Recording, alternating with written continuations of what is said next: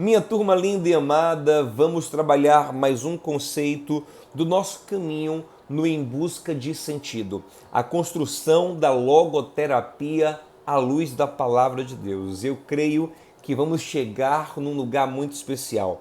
Eu tenho que reforçar com você a necessidade de assistir os vídeos anteriores para ir construindo esse caminho. Hoje vamos trabalhar com o tema apatia, que aparece aqui na minha versão na página 35, quando o Viktor Frankl fala da segunda fase psicológica sofrida pelos presos no campo de concentração. Ele fala que na primeira fase os presos ficam chocados, horrorizados com tamanha desumanidade, com tamanha crueldade que eles enxergam no campo de concentração. Mas com o tempo, aquele horror vai dando lugar a uma apatia que é fruto da insensibilização dos seus próprios corações diante a hiperexposição do mal e da impotência para enfrentar esse mal. Ouça uma coisa, nós estamos construindo um caminho de quem crê. Nós cremos em Deus e que Deus nos chama para caminhar com Ele. Cremos que Deus é bom e que Ele quer manifestar a sua bondade através de nós. Entretanto, manifestar a bondade de Deus não é apenas uma atitude onde nós temos a iniciativa de fazer coisas boas, mas também nós temos a iniciativa de enfrentar coisas ruins. Isso é fazer o bem, é enfrentar as maldades, é enfrentar os males que a vida nos apresenta. Só que todos nós, em algum nível, nos tornamos em algum momento insensíveis ao mal por causa dessas duas coisas, por causa da hiperexposição à maldade e por causa da nossa impotência. Por exemplo, é comum que aqui no Brasil pessoas se tornem insensíveis à violência urbana. É tanto assalto, tanto sequestro relâmpago, tanto homicídio que você abre a página do jornal, você assiste a televisão e aquilo já não mexe tanto com o seu coração. Quando um estrangeiro de um país onde a violência urbana é mínima e até, pasme, tem país onde a violência urbana é praticamente inexistente, não tem assalto, não tem sequestro relâmpago, muito raramente tem um homicídio. Então, quando pessoas desses países chegam no Brasil, elas ficam horrorizadas, elas ficam chocadas.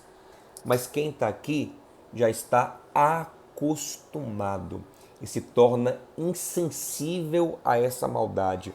O coração fica apático diante da hiperexposição e da impotência. Deixa eu te falar uma coisa. Todos nós, em alguma área da nossa vida, tendemos a estar apáticos e insensíveis diante de algum mal. E se nós ficamos apáticos e insensíveis, ficamos inoperantes. Viktor Frankl fala que chegou um momento que os presos eram mortos na frente dele, dos companheiros, barbaridades eram cometidas, e eles nem sequer sonhavam com algum tipo de reação, nem sequer, na verdade, mexia mais com o coração deles, o que é mais triste. Era uma coisa muito comum ver morte, ver brutalidade na sua frente, porque eles se acostumaram e se conformaram com aquela realidade. E hoje, queridos, eu quero desafiar você, e eu tenho muito desafiado nesse sentido também.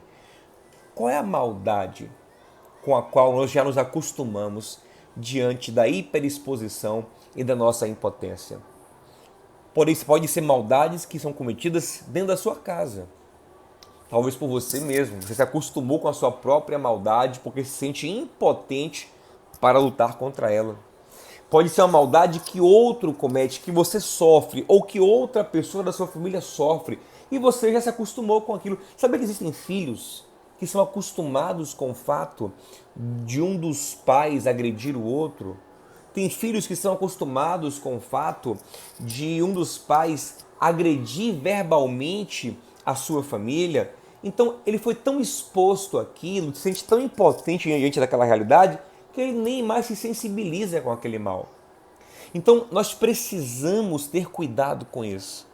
Porque Deus nos chama para ser luz, para fazer o bem. Como eu disse, fazer o bem é confrontar o mal. Então aí entra o que Paulo disse em Romanos 12:2. Não vos conformeis, mas transformai-vos pela renovação do vosso entendimento.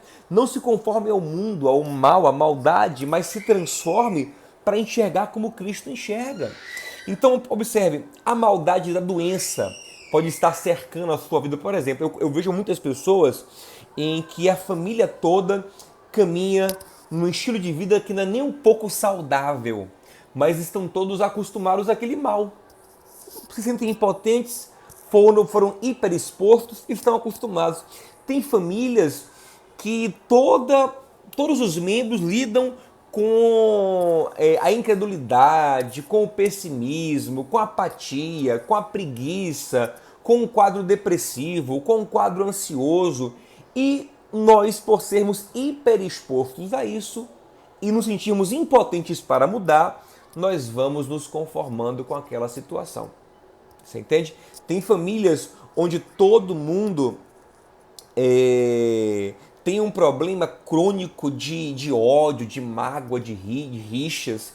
E por você se sentir impotente diante daquilo, se acostuma e acha que a vida é isso mesmo. Não, gente. Nós temos que transformar a nossa mente, buscar os padrões de Deus, que é paz, justiça e alegria no Espírito Santo. Esse é o reino de Deus, Romanos 14, 17. Então, o que não é paz, o que não é justiça e o que não é alegria, está fora do padrão do reino de Deus. Nós temos que nos inconformar com essas coisas, buscar graça em Deus e força em Deus para sair da apatia e lutar contra aquilo. Quer ver outro mal muito grande? É a pobreza.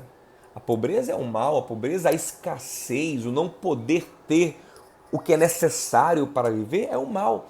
E muitas pessoas, em face da sua própria pobreza e da pobreza alheia, também estão insensíveis, apáticos. Por quê? Porque são pessoas ruins? Não, o Viktor Frankl não era uma pessoa ruim. Ele era um médico respeitado em Viena, um homem de bem, mas que foi hiperexposto e se tornou impotente diante do mal que ele via no campo de concentração. Então, na verdade, é até um mecanismo psicológico. A nossa mente, ela se cauteriza, ela fica insensível diante do horror para poder aguentar.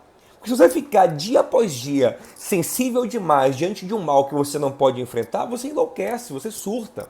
Então é um mecanismo de proteção da mente se tornar insensível diante de um mal diante do qual você é impotente. Mas aí entra a chave para virar nossa mente hoje. Você não é tão impotente como você imagina.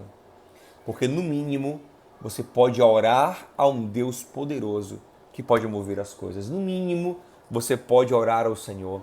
E lembre da parábola que Jesus conta lá em Lucas capítulo 18.